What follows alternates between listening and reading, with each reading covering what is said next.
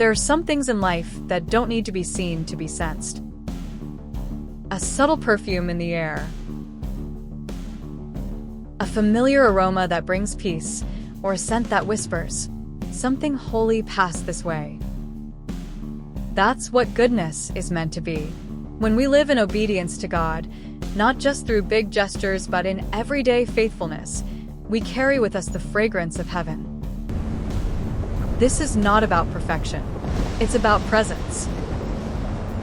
When we forgive instead of retaliate, serve instead of seek recognition, speak truth instead of twist it, something happens in the spiritual atmosphere. Our lives begin to carry an invisible aroma, one that softens hearts, draws people in, and gives glory to the one we follow. 2 Corinthians 2 verse 15 says, "We are to God the pleasing aroma of Christ." That means we're not just here to exist. We're here to influence, to fill the air with the scent of heaven's character. Just as sin leaves behind a stain, righteousness leaves behind a scent. And while sin may harm others, obedience can heal them. What you carry affects others, even if you never speak a word. So the question isn't just what are you doing, but what are you leaving behind? A stain or a scent, dirt or delight. The choice is ours every step we take. Let's dive into the heart of the fragrance of heaven, beyond the surface, into the soul of what it means to carry God's presence in a broken world. Heaven isn't just a destination, it has a signature, not of gold streets and angel songs, but of mercy, sacrifice, purity, and love.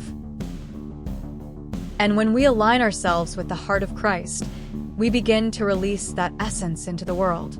It's not flashy, it's not loud, but it's unmistakable. You know when someone walks into a room and suddenly the atmosphere feels lighter? That's not perfume, that's presence. Ephesians 5 verse 2, "Live a life of love, just as Christ loved us and gave himself up for us as a fragrant offering." People may not always read scripture, but they smell what spirit we're walking in. Just like bitterness leaves a sour trail, obedience leaves a holy aroma. When you forgive, you're releasing incense. When you serve quietly, when you love radically, ask yourself, when I leave a room, what aroma remains? Hope or heaviness?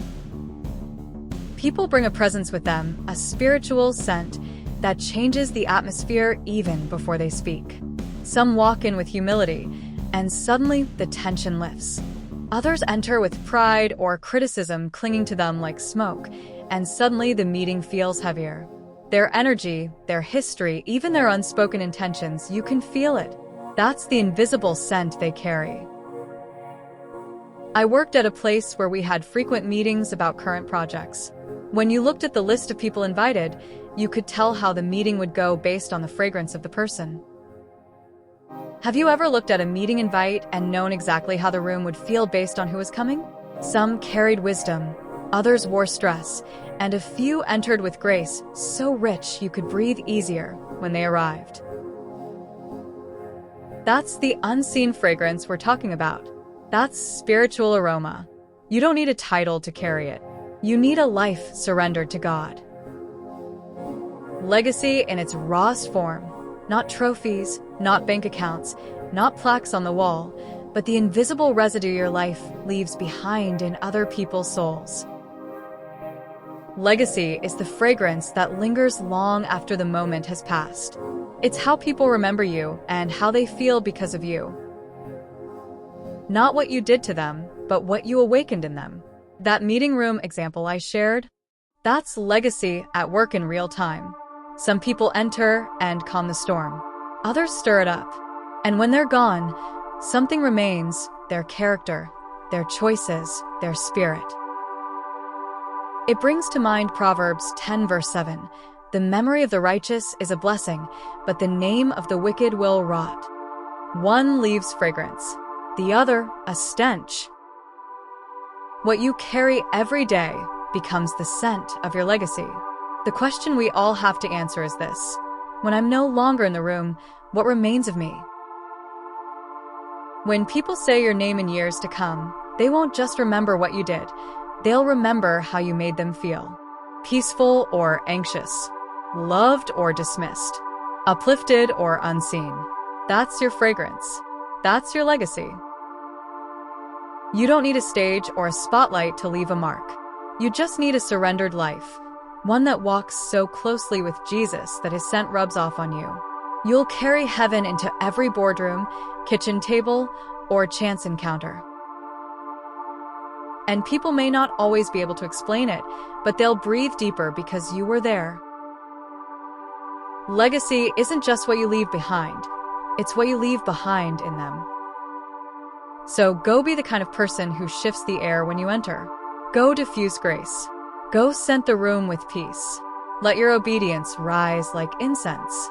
And when you walk out of the room, let them whisper, "Heaven was just here."